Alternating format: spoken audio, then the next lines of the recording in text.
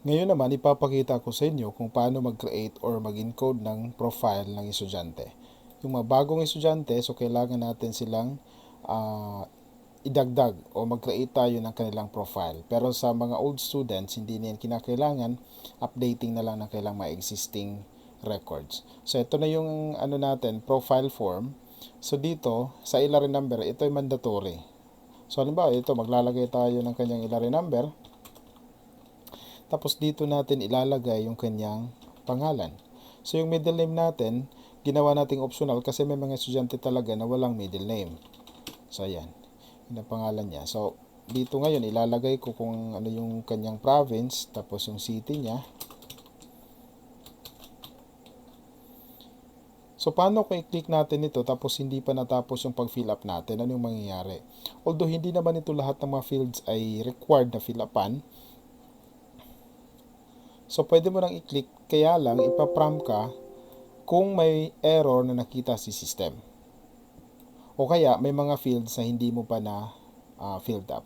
So ngayon, makikita natin dito na student number already exists. So ibig sabihin, itong system natin, iwas duplication. So pwede natin palitan. Tapos babae, single. Tapos sa portion na ito yung mga additional information na hinihingi doon sa DepEd Order number 7 series of 2020. Kung makikita natin dito belonging to IP community, if it is yes, so pwede ka nang maglagay dito. If yes, please specify. So pwede kang mag-type. Halimbawa ganyan. If no naman, automatic yan, naka-disable at saka empty. Okay? Sa mother tank naman, dito mo ilalagay. Pero ito yung mga information na ito ay hindi kailangang i-fill up mo during enrollment period. Because we're considering, halimbawa, during enrollment period, nakapila yung mga estudyante. So, yung mga basic information lang muna yung i-encode natin. Dito naman, does the learner have special education needs? So, ganun pa din yung process. If it is yes, naka-enable siya. So, pwede kang mag-type dyan. If no naman, naka-disable siya. So, hindi ka pwedeng mag-type dyan. Okay? So dito naman tayo sa guardian information. Yan ang mga hinihinging information for the guardian. Of course, ito ay nakabase din sa DO7 series of 2020. Yung mga information doon na hinihingi, ito na yun, nakalagay na dito. Sa other information naman, again, this is optional. Pwedeng balikan ito ni advisor or ni teacher.